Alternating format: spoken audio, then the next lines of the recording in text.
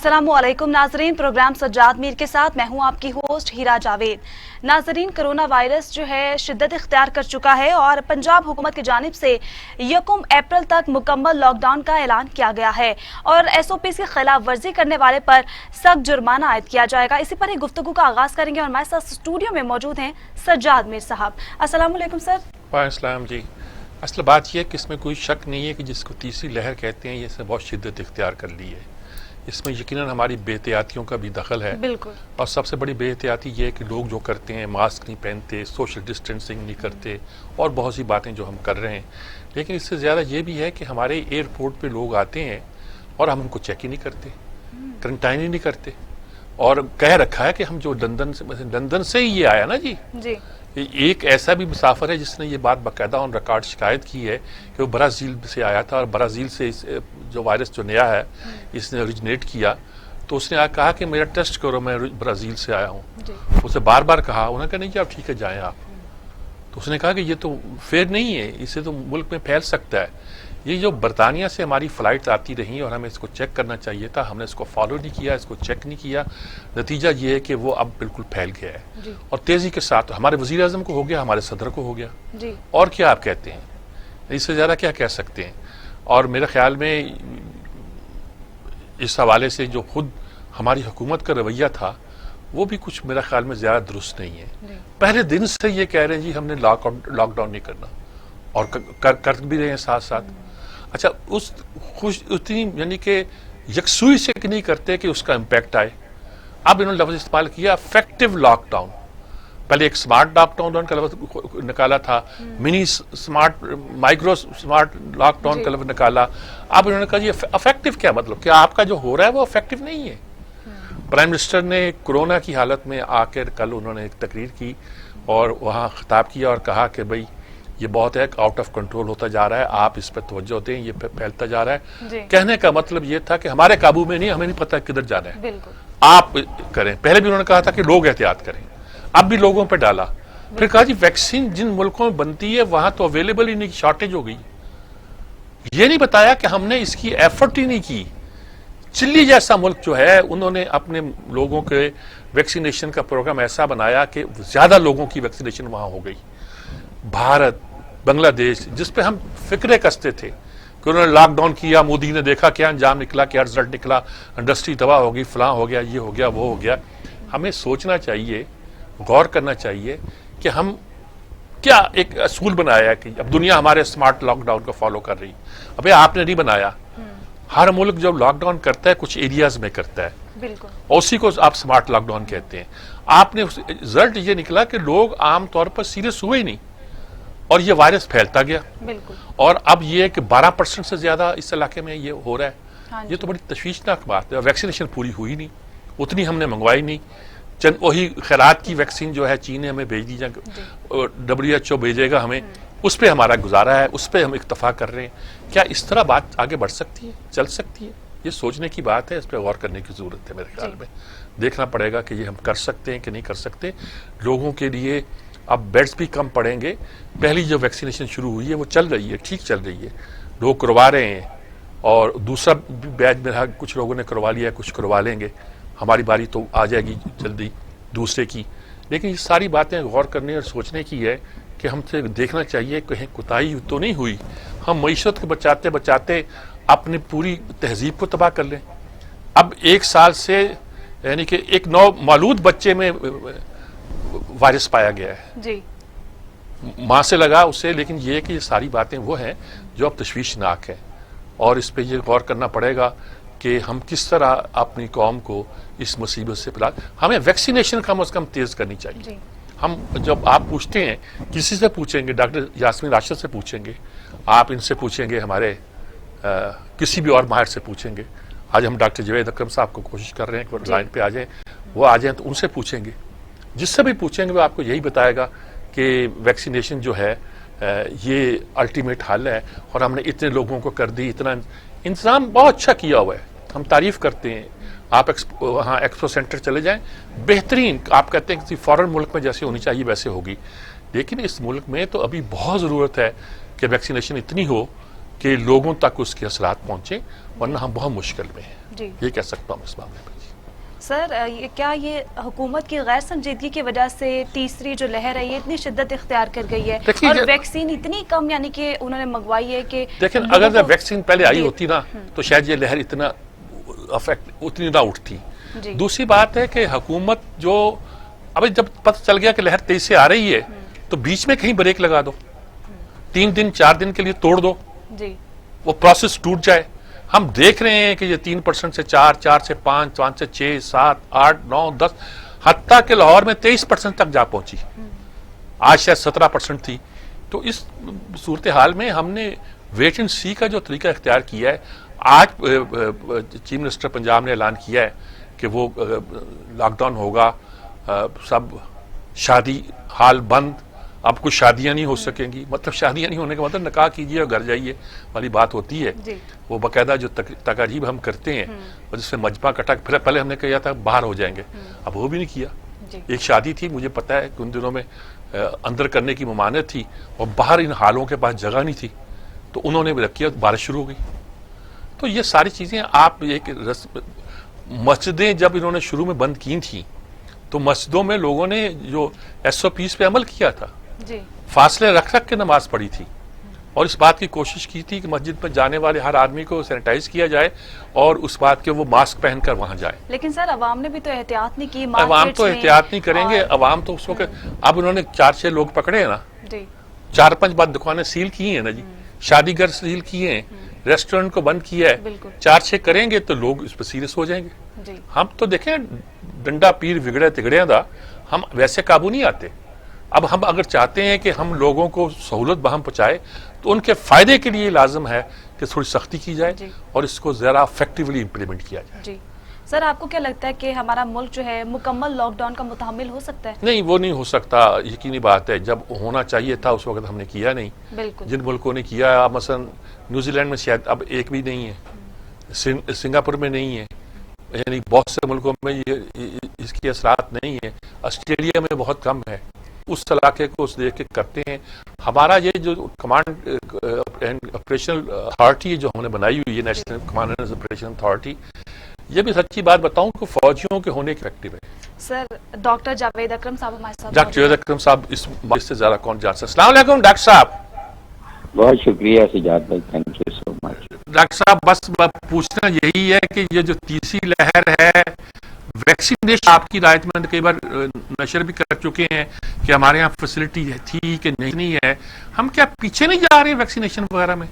کیا آپ کا کیا تھا؟ کیا دیکھیں بالکل آپ کی صحیح آبزرویشن ہے، کیونکہ ہم ایک بہت بڑا ملک ہے، پوٹینشلی ابھی چوتھا بڑا ملک ہے دنیا کا اور تیسرا بڑا ملک بننے جا رہے ہیں.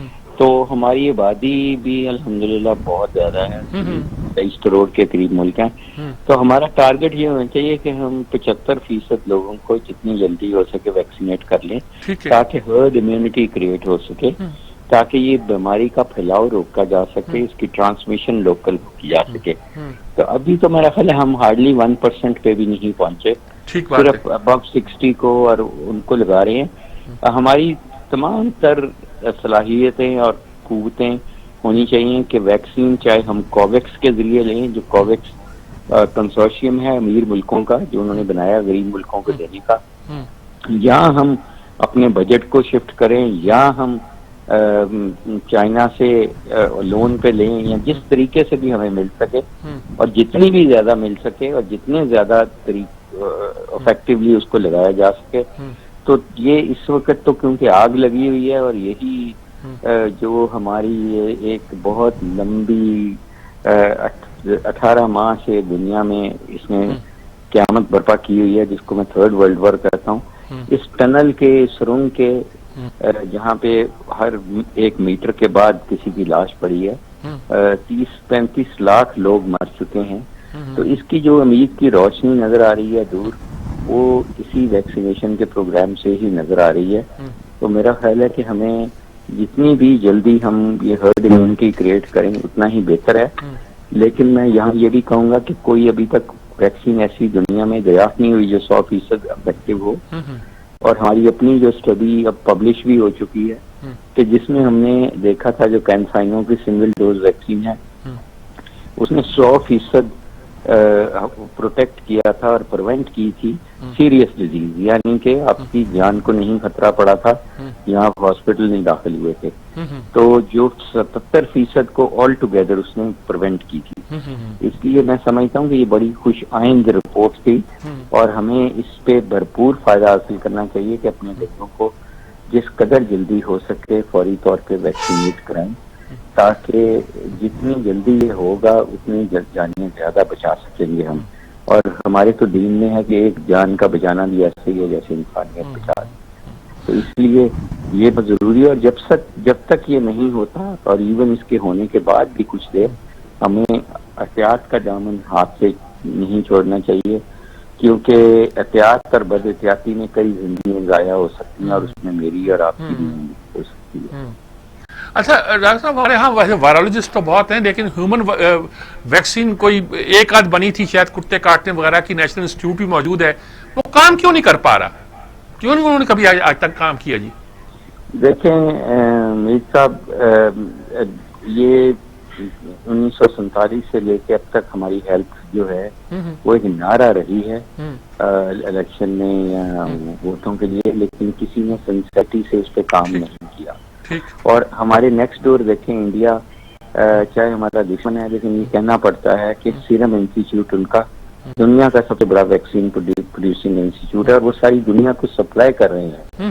اس وقت وہ 35 لاکھ ڈوزز ڈیلی بنا رہے ہیں. تو میں سمجھتا ہوں کہ اس طرف ہماری توجہ ہونی چاہیے کیونکہ ہم خود کفیل نہیں ہوں گے ان چیزوں میں. اور آئندہ میں یہ آپ کو بتاؤں کہ جو بھی اگر 10 لاکھ لوگوں نے مرنا ہے ہیومنز میں تو وہ کبھی بامب یا میزائل یا نیوکلیئر آرسنل سے نہیں مریں گے، وہ بیکٹیریا سے، مائکروب سے یا وائرس سے مریں گے. تو ظاہر ہے لیڈرز تو اور اچھی حکومتیں تو اپنی ترجیحات کو لائن کریں گی کہ ہم نے بچانی تو لوگوں کی زندگی ہے، تو بمبوں سے تو نہیں بچانے کی ضرورت، اب تو بچانا ہے ان بیکٹیریا اور ان سے. اس کا مطلب ہے ہمیں بایو ٹیکنالوجی میں جانا پڑے گا، ہمیں تحقیق کرنی پڑے گی، ہمیں اپنا ہیلتھ انفراسٹرکچر بہت زیادہ مضبوط کرنا پڑے گا، اور پھر ہم لوگوں کی اور یہ عوام میں اب یہ پرکھا جائے گا اگلے الیکشنز میں کہ کس نے کتنی جانیں بچانے کے لیے کتنا کام کیا. ٹھیک بات ہے، بالکل ٹھیک ہے. بہت شکریہ ڈاکٹر صاحب آپ کا. باتیں اس پہ بہت ہو سکتی ہیں لیکن آپ نے بہت پریسائزلی بڑے جامع انداز میں ساری بات کرتی ہے. بہت شکریہ آپ کا. جی ڈاکٹر صاحب بہت چونکہ اس سے وابستہ بھی ہیں رہے ہیں اور یہ کھڑے آدمی ہیں، سائنٹسٹ ہیں، اور سائنٹسٹ اگر سچ بولے تو وہ اچھی ہوتا ہے. انہوں نے بڑی ٹھیک بات کی ہے. ہمیں اس سلسلے میں ہم نے کام ہی نہیں کیا. انسٹیٹیوٹ آف وائرولوجی پاکستان میں ایک بنا ہوا تھا کتے کاٹنے، اب وہ بھی نہیں ہے ہمارے پاس. بالکل. اچھا بڑے بڑے کے بیٹھ جاتے ہیں، کام نہیں کرتے. میری وائف اپنی خود وائرولوجسٹ ہے، PhD، لیکن پاکستان میں ہیومن وائرولوجی پہ کام ہی کوئی نہیں ہے. پولٹری کا بہت بڑا ادارہ اس نے چلا لی. لیکن ہوتا کیا ہے ہمارے یہاں فیسلٹی ان چیزوں میں دی نہیں جاتی. اگر وہ اس پہ اور ماڈرن مشینری آتی شاید اور بڑا کام ہو جاتا. کہنا چاہتا ہوں کہ ساری چیزیں ہیں کہ اگر ہم اپنے لوگوں پہ جنوبز پہ ہمارے یہاں بہت ہوا، ڈاکٹر ایک خان نے اس پہ بہت کام کروایا. اب ہم بالکل ایسے بیٹھے ہوئے ہیں جیسے کچھ ہے ہی نہیں. سائنٹسٹوں کا صحیح استعمال کرنا چاہیے اور بہت کچھ کام ایسا جو ہونے والا ہے اور وہ کرنا چاہیے. ٹیکنالوجی کو امپروو کرنا چاہیے، بایو ٹیکنالوجی کو لانا چاہیے بالکل. اور یہ کوئی مشکل کام نہیں ہے اور ہمارے یہاں سائنٹسٹ موجود ہیں اور یہ ہوگا کہ مزید ضرورت ہوگی تو دنیا بھر کے پاکستانی سائنٹسٹ جو ہے وہ پاکستان آ سکیں گے اور اگر پڑے گی تو ہم 2-4 باہر سے بھی منگوا سکیں گے. جی ہم نے کئی چیزوں میں بہت کریں لیکن جب کمرشل ہوتے ہیں لوگ جاتے ہیں وہیں. یہ پولٹری میں کیا ویکسین بنی اس کے بعد انہوں نے کہا باہر کی لگا رہے ہیں، ٹھیک ہے مرغی کا کاروبار چل رہا ہے لیکن ایک بریڈ انہوں نے اپنی نہیں بنائی پاکستانی. مصر نے بنا لی. دنیا میں سے آتا ہے وہ بریڈ باہر کی ہوتی ہے. ہم بچے پالتے ہیں ان کے اور بچے پال بیچتے ہیں یا ان کے انڈے بیچتے ہیں. ایک چیز میں اس کی بتا رہا ہوں جس کا مجھے خبر ہے. اس چیز سلسلے میں کتا کاٹنے کی ویکسین بنائی تھی. اب کیا پرابلم تھا آپ کا؟ افیکٹو نہیں ہوئی یا کیا نہیں ہوا؟ کیوں آپ نے بند کی؟ آپ روز کتا مارنے کی مہم چلاتے ہیں، روز کہتے ہیں آپ کے پاس ویکسین ہی نہیں ہے اس کی. بالکل. تو میرے خیال میں سب باتوں پہ ہمیں غور کرنا چاہیے، بات کو آگے لے کے چلنا چاہیے. جی کرینا میں رد و بدل پر بھی بات کریں گے لیکن اس بریک کے بعد ہمارے ساتھ رہیے.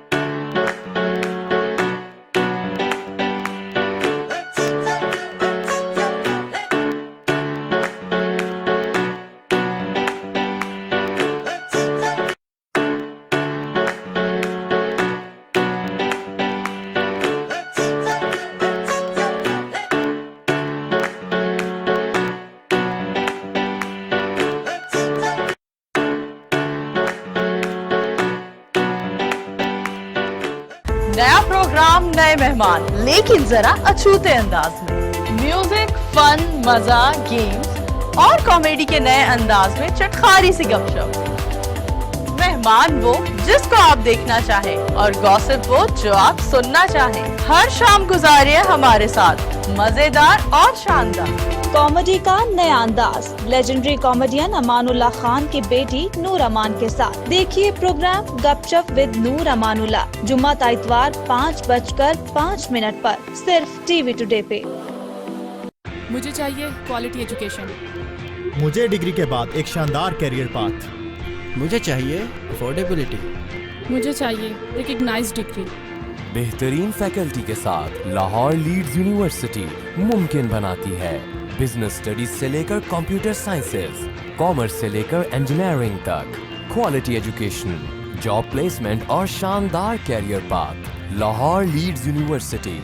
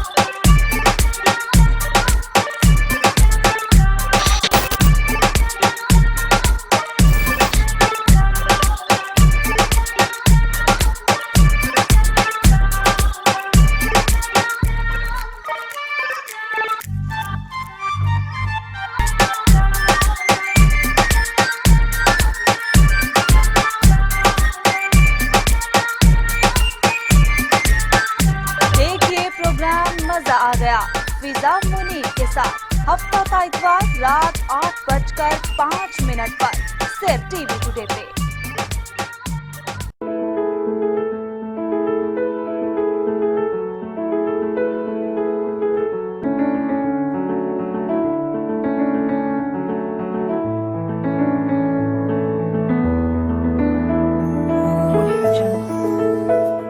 ہم سب صحیح تعلیمی اداروں کی تلاش میں رہتے ہیں، کیونکہ ہم جانتے ہیں یہ صرف کلاسز لینا اور امتحانات دینا ہی نہیں ہے، بلکہ یہ ادارے ہمارا دنیا کے بارے میں نظریہ تبدیل کرتے ہیں۔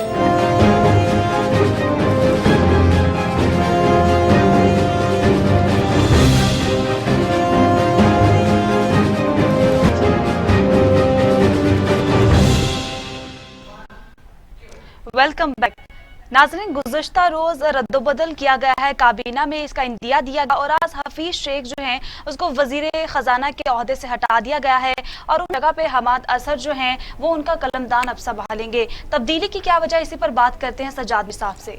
دیکھیں، بات سنیں کہ حفیظ شیخ صاحب پہلے دن سے لگتا تھا کہ وہ اس لیے لائے گئے ہیں کہ آپ کو IMF کے ساتھ نیگوشیٹ کر لیں، اور یہ ان کے آدمی ہیں۔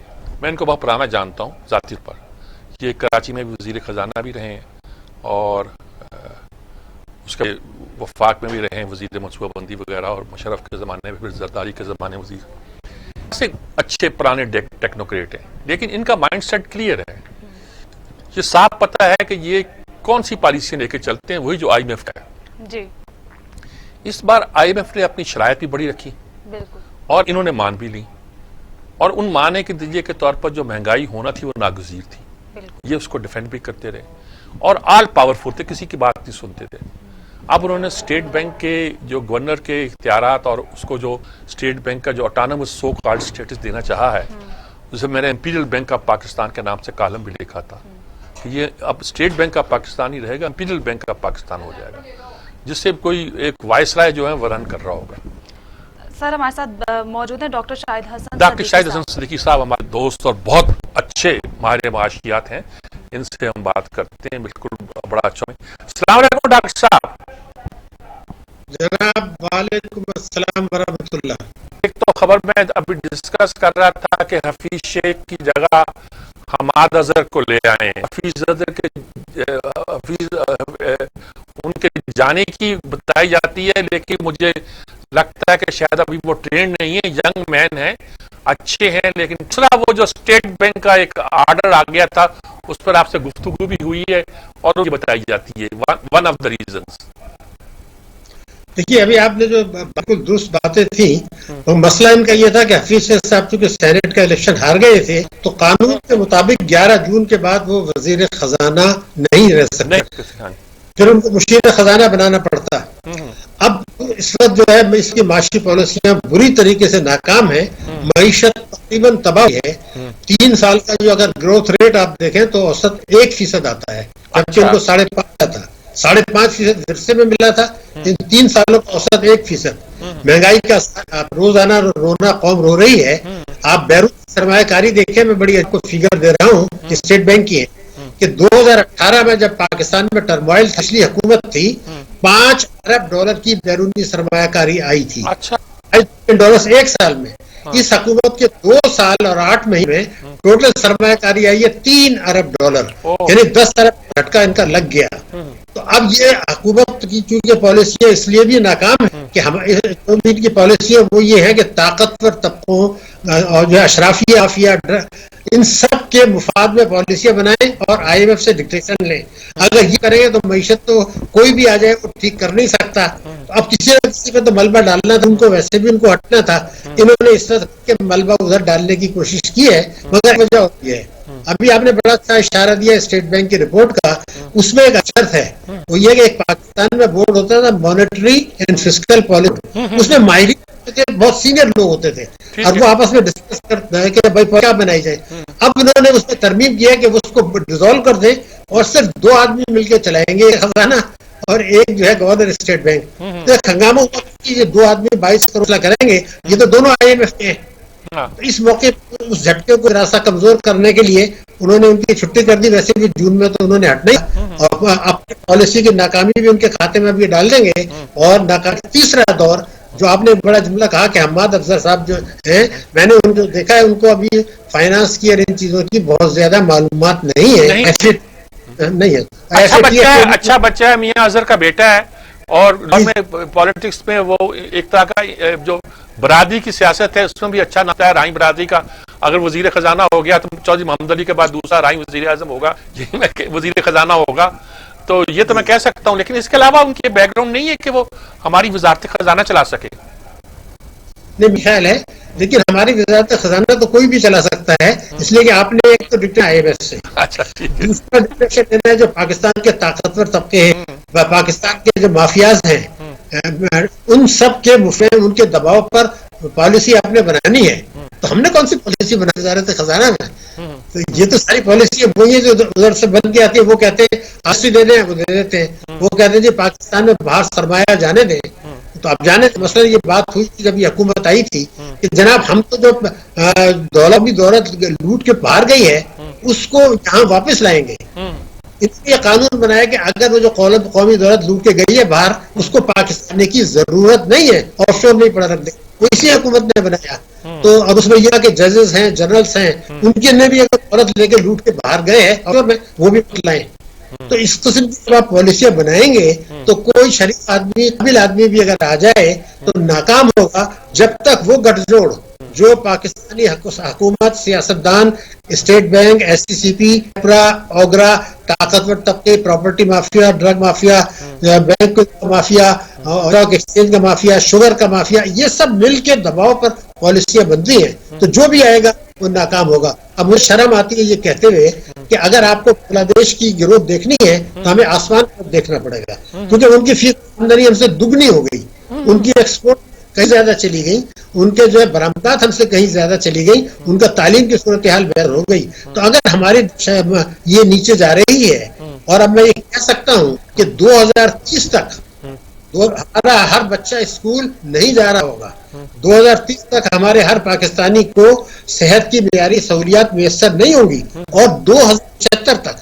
2075 تک ہماری فی کا آمدنی جو ہے OECD ممالک تک نہیں پہنچ پائے گی اور ہم خطے میں بہت نیچے چلیں گے. تو پھر یہ جو سی پیک ہے اور یہ ہماری جو اسٹریٹجک لوکیشن ہے، ہماری جو لوگوں میں صلاحیت ہے، ہمارے جو قدرت نے جو وسائل دیے وہ سب کو فائدہ کہاں ہوگا؟ سی پیک وغیرہ کی جو لائبلٹی والی ہے، تو آنکھیں بند کر کے اگر یہ ہم اس طریقے سے شطر ملک اپنا رہے ہیں اور صرف چور ڈاکو کر کے اگر گزارا کر رہے ہیں، تو یہ کب تک؟ مجھے یہ بڑی تشویش اس لیے لگ رہی ہے کہ غربت بڑھ رہی ہے، بے روزگاری بڑھ رہی ہے، مہنگائی اور گٹھ جوڑ توڑنے کے لیے کوئی تیار نہیں ہے، اور اس گٹھ جوڑ میں IMF بھی اب شامل ہو گیا، ہمارا کیا رہ گیا اس میں؟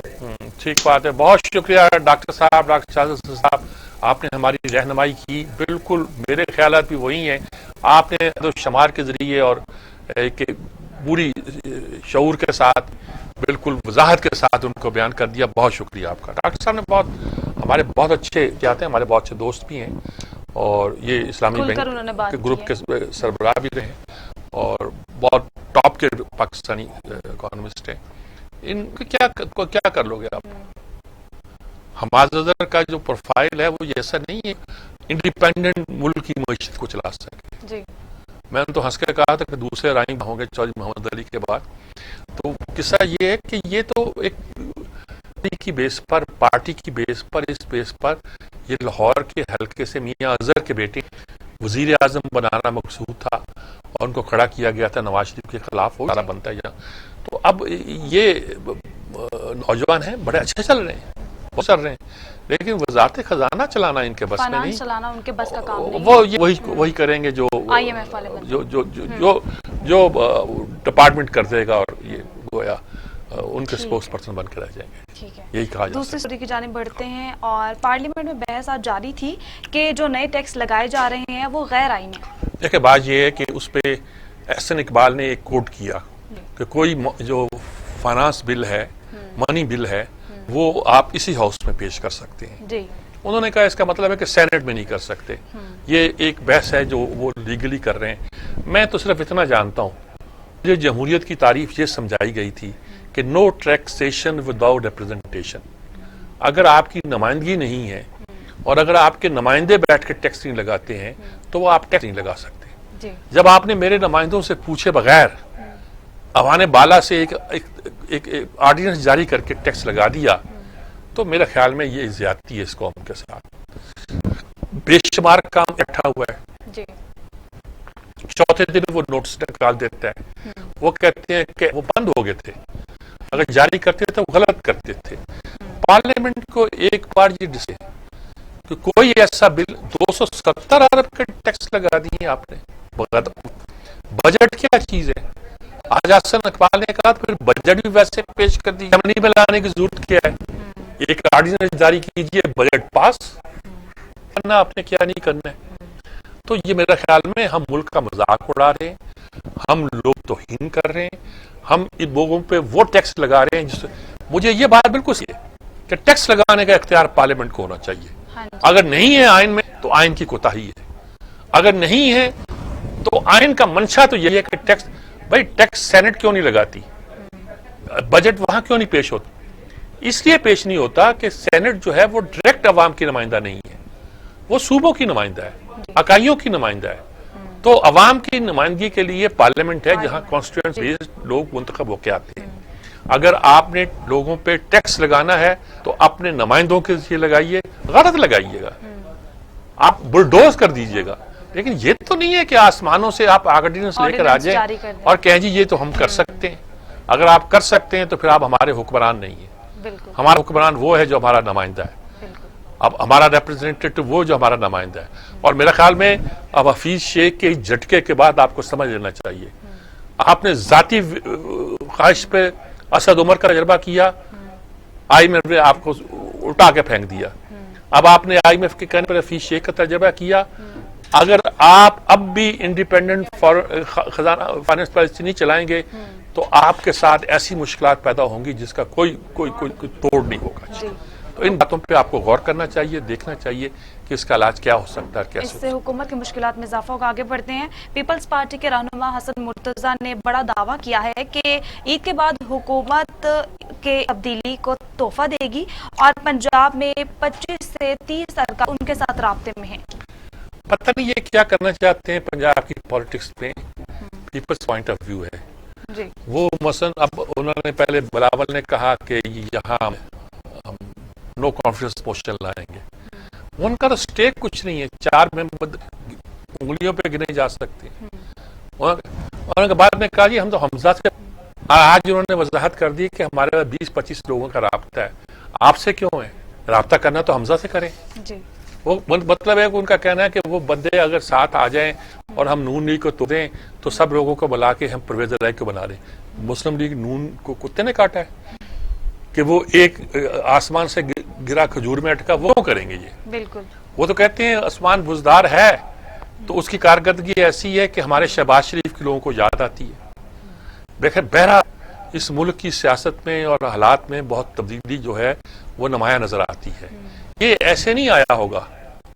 شک پڑتا ہے کبھی کبھی شاید اسٹیبلشمنٹ کی چھوڑا ہوا ایک فیلر ہے, اس نے یہ بات ایسی ہے کچھ لوگوں کو سیل کیا کہ تبدیلی پنجاب میں لائی جا سکتی ہے, کیونکہ وہ بھی عثمان بزدار سے خوش نہیں ہے. اور اگر تبدیلی لائی جا سکتی ہے تو یہ فارمولا ہو سکتا ہے. فارمولا یہ ہو سکتا ہے کہتے ہیں کچھ لوگ شاید تیار نہ ہو, مطلب اس کا مطلب یہ ہے کہ حمزہ کی اور مریم نواز کی بنے گی نہیں, اور مریم کبھی نہیں جائے گی کہ حمزہ آئے. حمزہ نہ وہ یہ ان کا خیال ہے نا, وہ یہ نہیں چاہے گی تو ہم کہیں گے پرویز الہی کو بنا لو. سارا منصوبہ انہوں نے اپنا ایکسپوز کر دیا ہے. اب مسلم لیگ تو یہ کام نہیں کرے گی, اسے تو جس کو وزیر اعلیٰ بنانا ہے وہ اپنی شرطوں پہ بنائے گی. وہ کے کہنے کے نالے پہ توڑ تاڑ پہ نہ کچھ کر سکتے. اگر ان کا خیال ہے کہ ہم عید کے پہلے بات سکتے ہیں تو پھر میں یہ سمجھ لوں کہ اوپر سے کچھ اشارے ہیں, وہ بات غلط نہیں ہوگی کہ پیپلز پارٹی اسٹیبلشمنٹ کے کہنے پر سب کچھ کر رہی. میں یہ کہنا نہیں چاہتا, لیکن اس کا مطلب یہ نکلتا ہے. جی پیپلز پارٹی اسٹیبلشمنٹ کے کہنے پہ یعنی کہ سب کچھ کچھ یا اشارہ کوئی ہے, یا لارا لپا لگایا ہوا ہے. اچھا ہونا کچھ نہیں, لارا لپا لگایا ہوتا ہے اس طرح, اور وہ ذہین بہت بنتے ہیں لیکن جگہ جگہ ٹھوکرے کھاتے ہیں اور مسائل پیدا کرتے ہیں اپنے لیے. پیپلز پارٹی بھی تو نون لیگ کو ٹف ٹائم دے رہی ہے, استعفے نہیں دے رہی, پھر opposition leader sent you Raza Gilani منتخب ہو گئے ہیں. دیکھیں اس کے باوجود بھی اگر آپ جائیں پنجاب میں بھی, سندھ میں بھی, خیبر پختونخوا میں بھی, اگر مجموعی طور پر دیکھیں تو مریم نواز اتنی پاپولر ہے کہ میں نے بڑے بڑے لیڈر کامتے دیکھا ہے. بہت سے لوگ جو نون لیگ میں شاید مریم کی پالیسیوں کے حق میں نہ ہوں, وہ بھی سمجھتے ہیں کہ اگر ہم نے ڈچ کیا تو کل ہمیں الیکٹ کوئی نہیں کرے گا. سندھ میں یہ حال ہے کہ جہاں پیپلز پارٹی کا زور ہے وہاں بھی مریم نواز کی تقریر سننے لوگ آتے ہیں. یہ میں نہیں کہہ رہا, یہ ان لوگوں کی رائے بیان کر رہا ہوں جو مسلم لیگ نون میں بھی نہیں ہے اور جو پیپلز پارٹی سے تھوڑا سا جھکاؤ بھی رکھتے تھے یا تحریک انصاف کی طرف جھکاؤ رکھتے ہیں. وہ کہتے ہیں مریم لے دے گئی ہمیں, مریم لے دے گئی, کھا گئی ہمیں سب کو. اب یہ الگ بات ہے کہ مریم کی کیپیسٹی ٹو رول کیسی ہوگی, اگر وہ اقتدار میں پہلے کوئی آنے دے گا کہ نہیں آنے دے گا, اسٹیبلشمنٹ چاہے گی کہ نہیں چاہے گی, یہ ایک بات. وہ آ گئی تو کیا ملک چلا سکے گی نہیں چلا سکے گی, دوسری بات. اس پہ مجھے کوئی بحث نہیں ہے, لیکن اس وقت یہ بات ایک فیکٹ ہے کہ وہ لے دے گئی ہے کو, کوئی لیڈر ایگزسٹ نہیں کرتا اس کے مقابلے میں. سر حمزہ اور مریم نواز میں کوئی اختلافات نظر آتے ہیں؟ وہ ایک خاندان ہے, وہ وہی کرے گا جو خاندان کے بھی انٹرسٹ میں ہوگا اور ملک کے بھی انٹرسٹ میں ہوگا. شہباز شریف بھی آ جائیں گے اور دیکھ لیجئے گا وہ بھی بہت دھیمے لہجے میں رہیں گے, لیکن فیصلہ وہی ہوگا.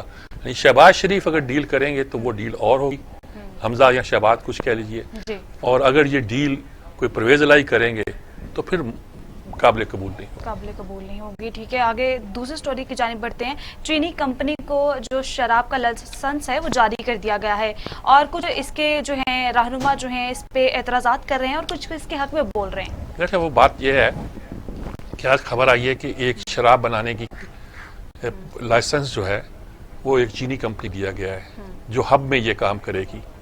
غالباً ان کے کافی لوگ پاکستان میں کام کر رہے ہیں, لاکھ سے زیادہ ہے, شاید 2 لاکھ ہے, اس سے زیادہ ہے. ان کے لیے انہیں چاہیے ہوگی, ان کو پابندی نہیں ہے. سر یہ کیا مدینہ ریاست بن رہی ہے؟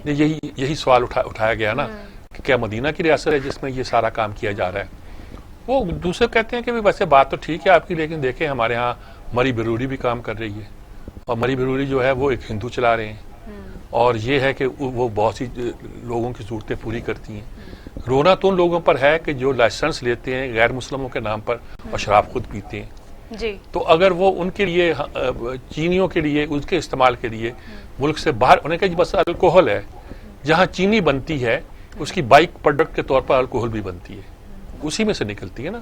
وہ جو کیا نکلتا ہے, وہ جو وہ جو اس کا شیرہ باقی نکلتا ہے ہاں جی وہ ایک طرح کا اس میں سے الکوہل بھی نکلتی ہے. وہ الکوہل جو ہے وہ الکوہل ہم باہر بیچتے بھی ہیں, سب کچھ کرتے بھی ہیں, انہیں سے ہی شاید یہ فائدہ اٹھائیں گے, لیکن وہ تو ایک طرح کی کمرشل الکوہل ہوتی ہے.